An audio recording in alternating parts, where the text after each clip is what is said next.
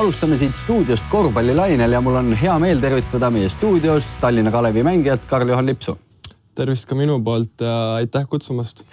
Karl-Johan, ma vaatan su statistikat ja ma võrdlen seda eelmise hooajaga, siis ma näen, sa oled teinud tubli edasimineku, et liiga on läinud justkui tugevamaks, eks ole, Eesti-Läti liiga, aga samal ajal sul on edasiminekud minutite osas, punktide osas, lauapallide osas. Mille arvelt see areng on tulnud? No eks seal on mitu faktorit. Et esiteks kindlasti on nagu suur vahe nagu selles, et mis mängijad sul kõrval on, kes on treeneri pingil.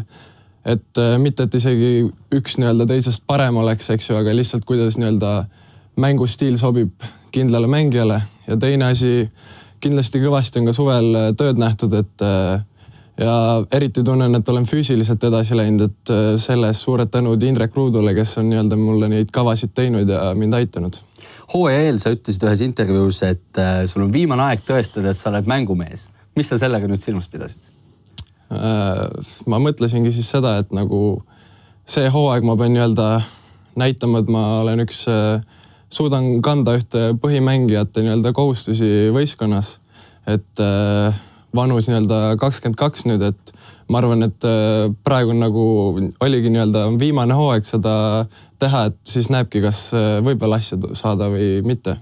Aga räägimegi Tallinna Kalevi tiimist ka, et sul on seal siuksed pikad ees nagu Janar Talts, Bamba Fool, treeneripingil Martin Müürsepp, et kui palju selliste mängijatega koos toimetamine sind aidanud on?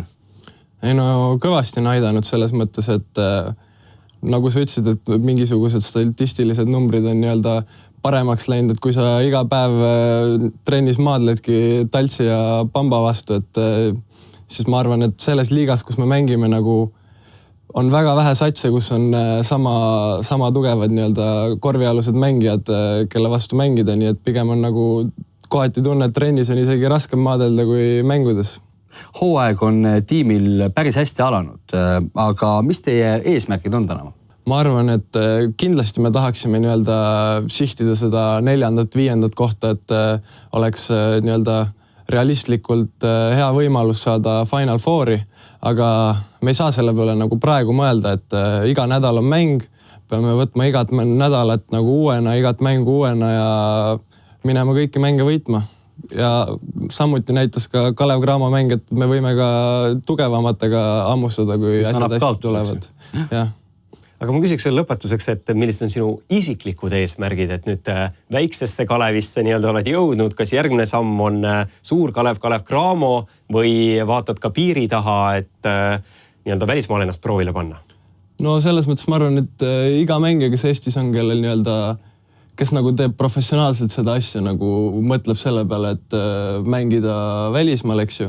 Aga ma ütlen, nagu igapäevaselt ei saagi selle peale mõelda, et võtad mängu haavalt ja teed oma tööd nii hästi kui võimalik ja küll need võimalused tulevad. Aga meil on siin saates ka üks traditsioon, nimelt meie stuudiokülalised peavad sooritama viske ja üritama tabada siia minikorvi, nii et vaatame, kas teenid siit endale uue lepingu suuremas klubis. No nii, vaatame. Ei lähe sisse, tuleb seda viskitrendi ilmselt rohkem teha, aga aitäh meie stuudiosse tulemast ja edukat hooaega. Aitäh!